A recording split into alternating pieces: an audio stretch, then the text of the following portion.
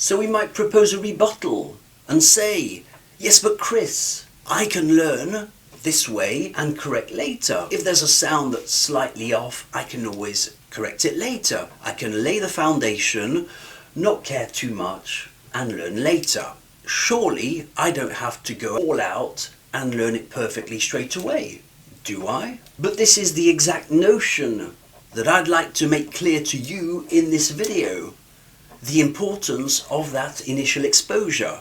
Because my rebuttal would be, oh yes? How obstinate are you exactly about fixing your French? How much motivation and how much time do you have the next 6 months? Are you really ready to block 6 months off your calendar to review all you've learned the past year or two? Firstly, you would have to accept that your French is off. Second, you would have to decide it's sufficiently a problem to do something about it. And the third thing, your brain don't work that way. It doesn't. We're talking about a subconscious acceptance, an automatic process. You don't just correct it by, thanks for the tip. It's not a screwdriver.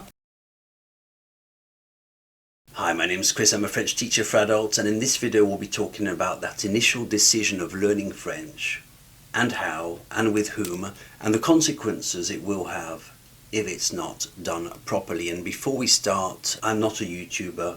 I'm a real business owner, a real French teacher who lives in real reality with real customers, real experience. You can really find me. I don't live in YouTube world. I'm not doing this for clicks. So let's start. I propose, so if this was the creation of the earth, we're not talking about the first week and then you rested on Sunday. We're talking about the very first minute.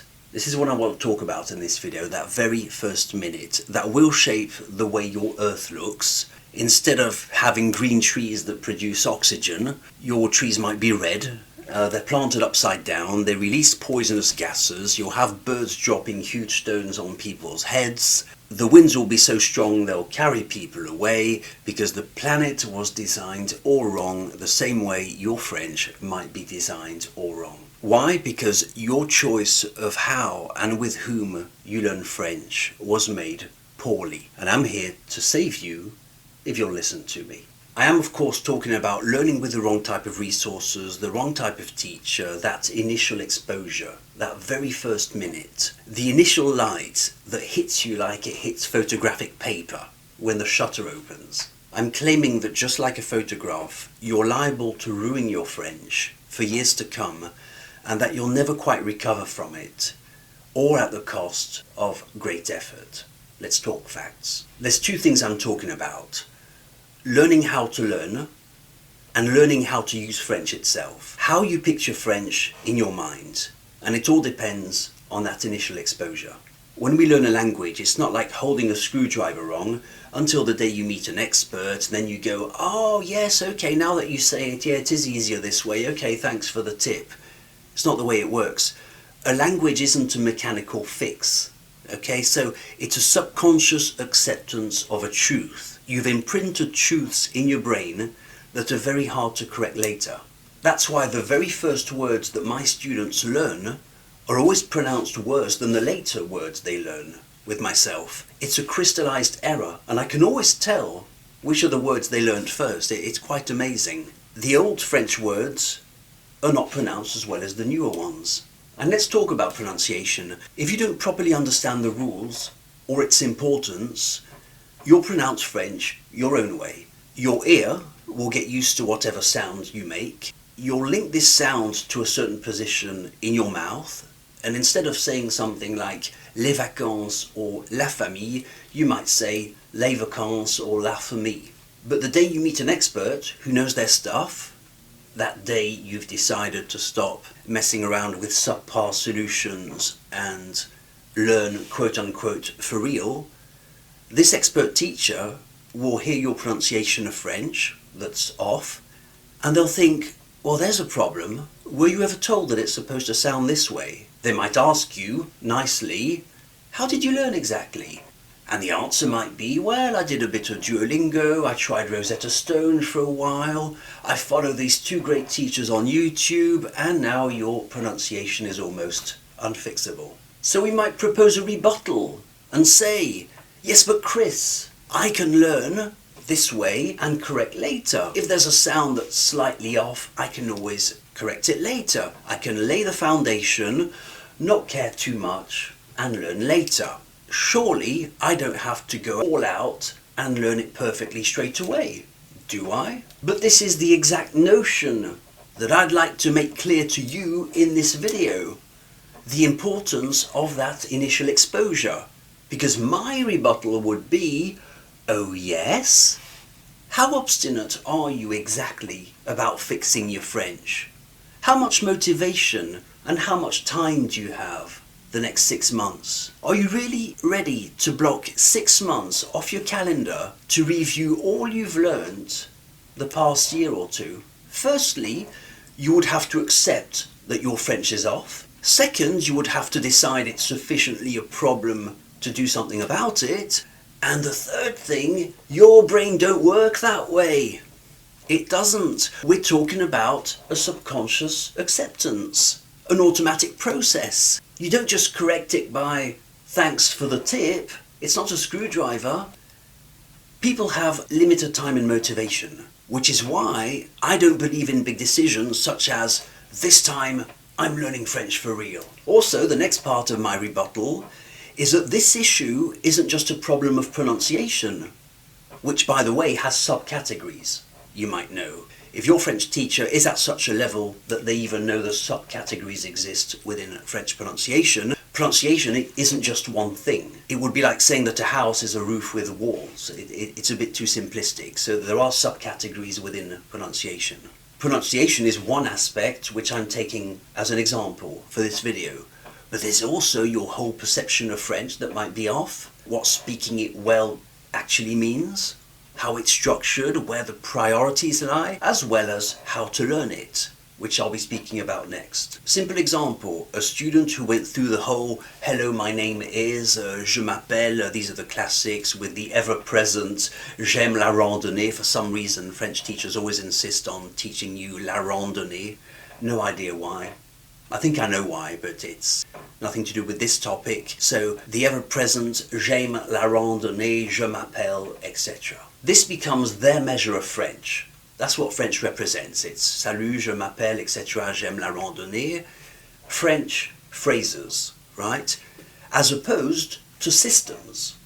Phrases versus systems. So they have a vague idea that the subjunctive is a big beast that will tackle later, because in the meantime it's so much more fun to know that on y va means let's go, and it sounds really genuine and it's really satisfying, and we're learning phrases. So now the mind of the student is geared towards learning more phrases instead of seeing formulas. They're learning phrases because they've been taught phrases that they pronounce badly, by the way.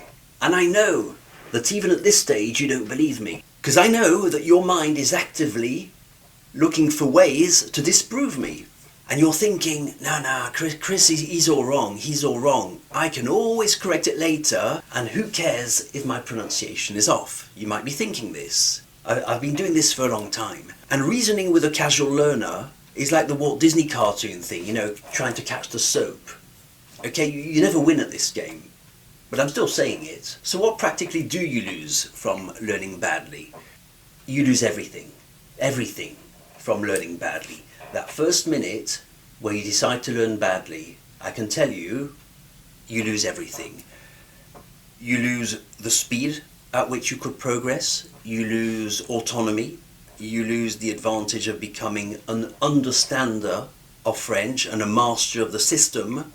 You study as an outsider instead of an insider. You lose everything, I'm sorry to say. And you know what the absolute worst of it is? The absolute worst. The worst is the mental picture you've imprinted in your mind about the achievability of French. Instead of French being something you can get, that you can claim as yours, it becomes something you work towards. You're paddling in the water. It's that mental picture you've developed about the achievability of French. It's a thing that becomes sustained forever and really has no end point. But if you had learned with an expert linguist, they would have said, it starts here, it ends there, let's learn it. People complain they don't understand native speakers a lot. Do you know why that is? Because you can't pronounce French yourself. Likely. That's the issue. Pronunciation wasn't explained to you. The whole game is to recognize your knowledge in other people, not to focus on other people. Don't focus on what the films do. Don't focus on what native speakers do. You have to recognize your knowledge in other people. And since their knowledge, the native speakers, doesn't sound like your knowledge, you don't recognize it, and it causes misunderstandings. Because you're all distorted. Your frequency is off. You're tuned to this frequency, they operate on a different frequency, you don't know what they're saying because the way you've been taught to pronounce French is all off. And as we've established, it's very hard, almost impossible to correct down the line. So now you're speaking French with a bad frequency and they're speaking French on a different frequency. The second big thing you lose is your definition of learning French. To you, learning French takes on a certain form. It happens to everyone, not you personally, but it happens to a lot of learners. The definition of learning French takes on a certain form. It might be a low-stakes activity in which your YouTube teacher has you repeat le matin je me lève, je bois du café, etc. So that's what French means to you. A low-stakes activity, bonjour, je m'appelle, je bois du jus d'orange, whatever, I drink orange juice, etc. I drink coffee. Even though you would never say that in reality. It doesn't happen very often to me to tell people I drink orange juice in the morning. So not only would you not use this sentence in reality, but you can't build on that phrase. And that becomes your French. Phrases that might or might not be part of reality, but most importantly, you can't build on it. You can't do anything with those phrases. They're all isolated little phrases. You lack all perspective when it comes to French. French for you is one-dimensional. You don't see formulas or priorities, and the day you encounter a real French program, a quality French program, it's surprising to you. It feels very foreign.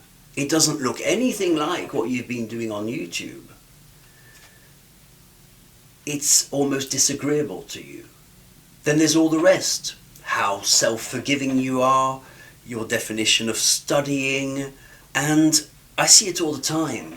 It's human nature. I have to say, people lie to my face. People lie to my face, I've revised this or that, etc., and I can see the video still has 0 plays. I'm talking about private videos on my website. It should have 6,000 plays, it still has 0. You should have played it 10 times, 20 times, 30 times. Study it, grind it.